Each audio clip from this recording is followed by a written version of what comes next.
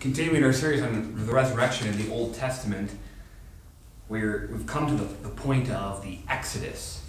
And we had something on this in one of our midweek Vesper services the other week, so I thought I would kind of do that over again since there's kind of a different audience between that and this. Moses, after God brings the children of Israel out from the Red Sea, he sings a song to the Lord, rehashing what he had done. And we have that in a canticle form in our hymnal here at the Lutheran Service Book. And I thought for our text I would sing a part of that for you. The refrain goes like this: I will sing to the Lord, for he has triumphed gloriously. The horse and his rider he has thrown into the sea. The Lord is a man of war, the Lord is his name. Pharaoh's chariots and his host he cast into the sea, and his chosen officers were sunk in the Red Sea. The floods covered them, they went down into the depths like a stone. Your right hand, O Lord, glorious in power. Your right hand, O Lord, shatters the enemy. It goes on, describing more of the glorious power with which the Lord sunk Pharaoh's army in the depths of the sea and brought Israel out.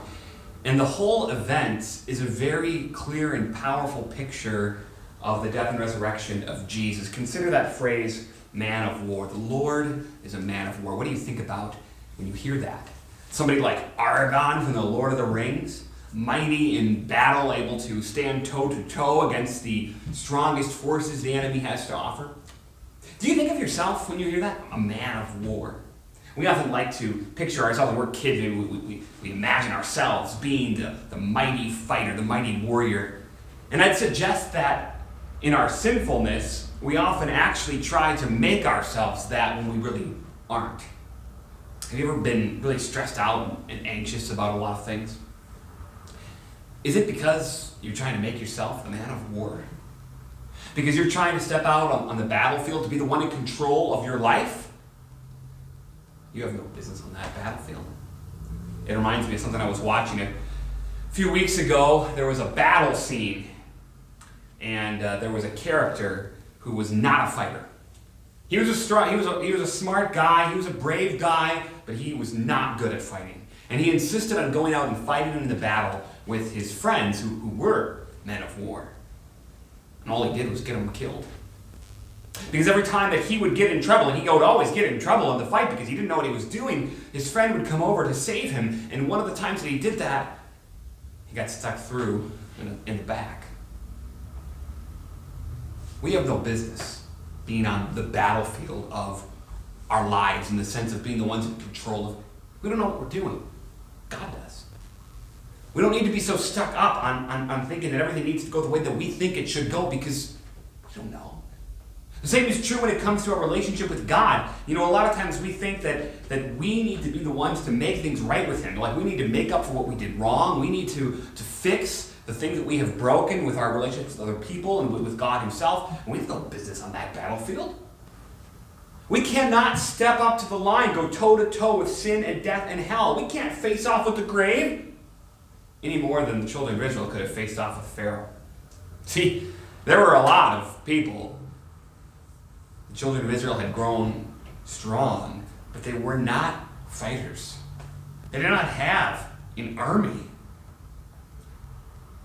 And God wanted them to know it. And God wanted them to know that even though they had no business on this battlefield, He did. That He is a man of war. He showed His strength. See, what He did was really kind of interesting. When He brought the children of Israel out of Egypt, He did something odd. They lived up here in Goshen, that's the Nile Delta area by the Mediterranean Sea. And Pharaoh, he would have been down here to the south of them in the land of Egypt. And the Red Sea, that kind of peace sign, two-finger look that it has, that's over here. And the Sinai Peninsula, that's here. And the Mediterranean Sea coast goes like this, and Israel's up here. So if you're here, and you want to go here, you go like this, right? You don't go to this big wilderness and desert over here. You go along the seacoast, you go up to Canaan. But God led them down and parked them right in front of the Red Sea, where they had nowhere to go. Well, why? To be a man of war requires more than just strength. You also have to be cunning. If you just throw your forces at the enemy, even if you outnumber them greatly, if you have a poor plan, you're probably going to get demolished. And that's true of the Lord. The Lord is both strong and cunning. When he led the children of Israel over here and put them in front of the Red Sea, he did it in order to set a trap for Pharaoh.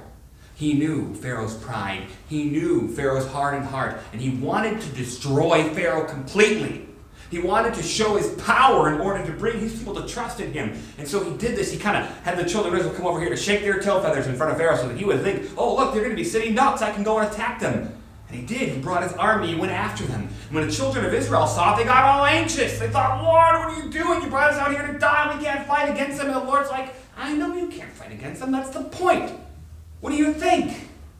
You have no business on this battlefield. Leave it to me. And so the Lord opened the sea before them and he led them through. After he brought them up, he closed those waters over Pharaoh and destroyed him completely. And we're taught in the Bible to understand this great act of deliverance as a picture of the death and resurrection of Jesus, because that is God's greatest act of deliverance. That is where God, the man of war, came down and did the same thing to death and hell and sin that he did to Pharaoh. On the cross, God set Jesus out as bait in a trap. The devil couldn't resist. He thought he could swallow him up. Death couldn't resist. He thought he could destroy the Son of God with one gulp. Sin was laid upon him. All of it thinking to destroy him. And yet by dying, by going down into the depths and coming out again in resurrection, he buried these all. Sin and death and hell, and forgives you in his resurrection. He shows himself to be the man of war who has done everything for you. So that on every battlefield that you find yourself, even though you have no business being there, you know, my God is a man of war who has saved and redeemed me. Amen.